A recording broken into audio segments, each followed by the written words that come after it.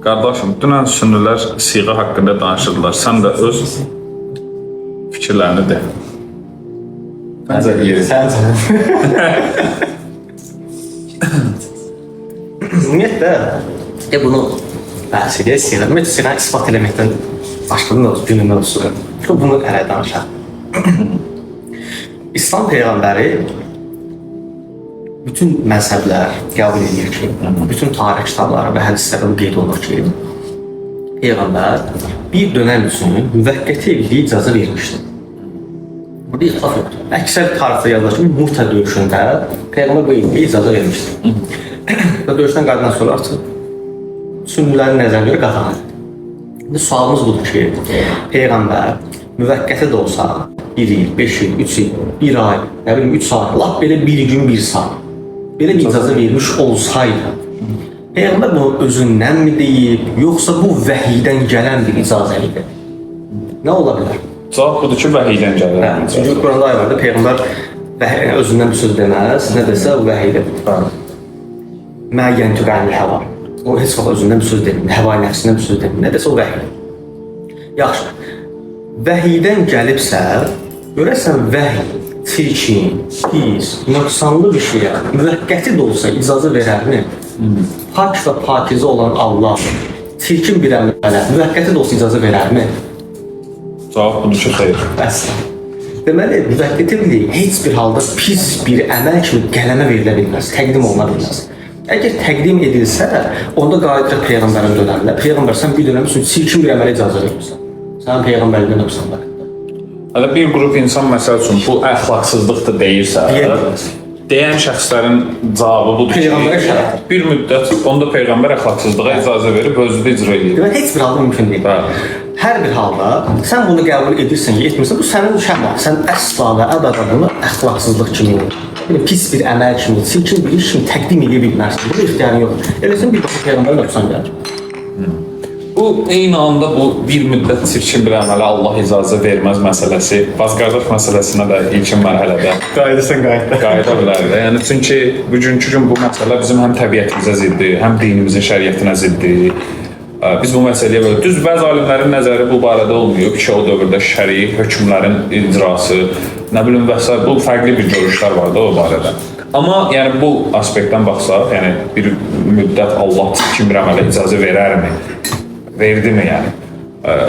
Bu baxımdan baxsaq, bəli, Peyğəmbər dövrünə necə ki bu müvəqqəti əqd məsələsi, yəni əl-qərəz qardaşlar, müvəqqəti əqd bu günlərin biz şiə məktəbinə mənsub olan fərdlərə yönləndirilərək bu əxlaqsız bir davranışdır deyən kəslərə cavabında Peyğəmbər də bir dönəm bunu icazə vermişdi. Hətta sizin mötəbər hesab etdiyiniz kitablarda bunun dəlilləndirilməsi, hətta birinci xəlifənin qızının da müvəqqəti əqdi haqqında rəvayətlər var. Ümumiyyətlə, mən şəxsi öz araşdırmamı deyirəm. Heç bir sünni hədis və tarix kitablarında rastına çıxmayıb ki, biz tarixçilik, mübariklik, tarixdə belə bir evliliyi mütləq mənada inkar edəsin ki, olmur. Mənim rastına çıxmayıb. Şimdi kitabda oxumuşamsa, qarşı tərəfə deyirəm.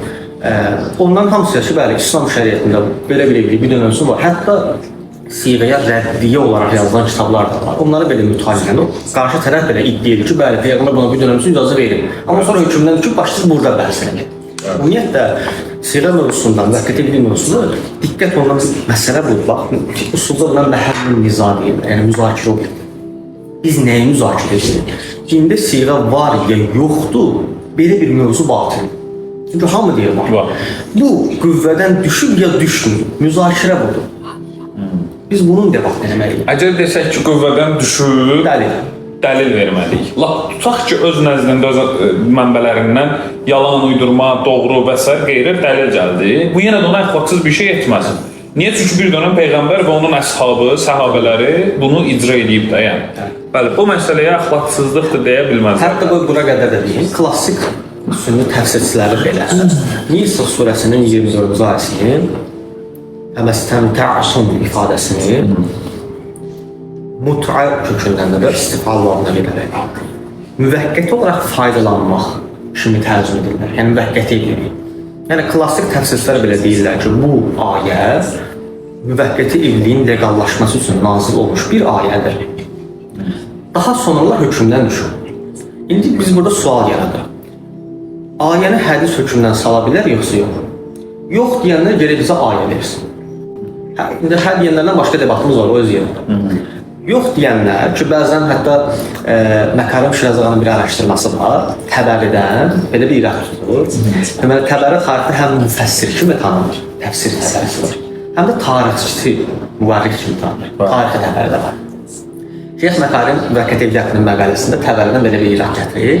Təbəri təfsirinin birinci cildində ki, adətən təfsir kitablarının birinci cildində Quran elmləri haqqında ümumi bilgi verir. Biz Quranı necə qəbul edirik, ayələri necə yanaşırıq, necə hansı metoddan istifadə edirik və s. Təbəri orada yazır ki, Quran-ı Kərimin ayəsini yalnızca Quranın başqa bir ayəsi hökmündən sala bilər. Heç bir kənar dəlil Quranın hökmündən sala bilməz. Dəlil də Quranda 2 dənə ayə gətirir. Biz ayəni hökmündən salsaq, onun kimi ya da bunun daha yaxşısını gətirərik. Burada 2 dəfə təkrarlanır. Gətirir ki, bəli, belədir. Başlayır Quran təfsir verməyə Fatih surəsini, Bəqərə surəsini, sonra Ali İmran surəsini, gəlib Nisa surəsini salır. Bu üzrsən Təbərinin qaydalarından biri olar. Biri budur. Ki, Quranın yalnızca Quran hökmündən salır. Gəlib Nisa surəsi 24 ayət satanda Təbəri orada yazır ki, bu ayə müvəqqəti evlilik üçün nazil olmuş ayədir, amma sonralar hökmündən düşür. Dəlil hədislər yazır. Öz mənbəri niyə çıxış edirsən? Sən qoyduğun mənbədə yalnızca bir ayə təqdim eləməlisən. Ayə yox. Axı qaydan bu idi ki, Quranı Quran ayəsi. Mənasını sındıra bilməz. Ne sındırır? Amma çox maraqlıdır ki, bunun müqabilində təqdim edilən ayələr var. Məsələn, Nisa 24 qüvvədən düşdüyünə dair iddia olunan ayələr var. Müasir şübhəni biraz dərinləşdirirlər. Məsələn, onlardan biri budur ki, Mü'minin surəsinin ilk o 6 ayələri, orada belə bir ifadə var ki, zövcələriniz və cariyələrinizdən başqası sizə haram edilir. Deyirlər ki, yəni müvəqqəti evlilik haram edilir. Bizim bunu 2 dənə cavab. Birinci cavab əvvələn zövcə deyəndə müvəqqəti evlilikdir zövcə bağlı. Sən zövcən. İkincisi, bizim Quran elmlərində tərtibul nuzul dediyimiz bir bəhsimiz var. Yəni ayələrin zaman içərisində nazil olma ardıcıllığı. Mü'minin surəsi Məkki surədir, yəni Məkkə şəhərində nazil olur. Nisa surəsi Mədəni surədir, yəni Mədinə şəhərində nazil olur. Necə ola bilər ki, birinci nazil olan ayə sonraki ayəni hökmündən salsın? Yəni Allah indi ayə göndərir ki, məsələn 5 ildən sonra sizə bir ayə göndərir, onu hökmündən salır. O niyə göndərsin? Çünki birinci Mü'minin surəsi gəlir, üstündən illər sonra Nisa surəsi gəlir. Əvvəldə gələn, sonraki gələn ayəni hökmündən sala bilər. Bir ayənin hökmünün başqa bir ayə hökmündən salırsa, mövcud ayədən hökmündən sonra yəni. Və əlavətən də Bəqərə surəsində olan bir ayə olmalıdır. Səhv eləmirəmsə Bəqərə surəsindədir, zehnimdən çıxıb indi. Deməli, Quran-ı Kərimdə Allah Teala deyir ki, biz bir hökmü qüvvədən saldıqda ya onun bənzərini, ya da ondan daha yaxşısını gətirərik. Deyək ki, mövcud evlilik növlərindən, zaten İslamdan öncə İslamdan öncə ərəb toplumunda evlilik sayı İslamdan sonrakına baxan yerdə daha çox olur. İslam bunun sayını azaldı.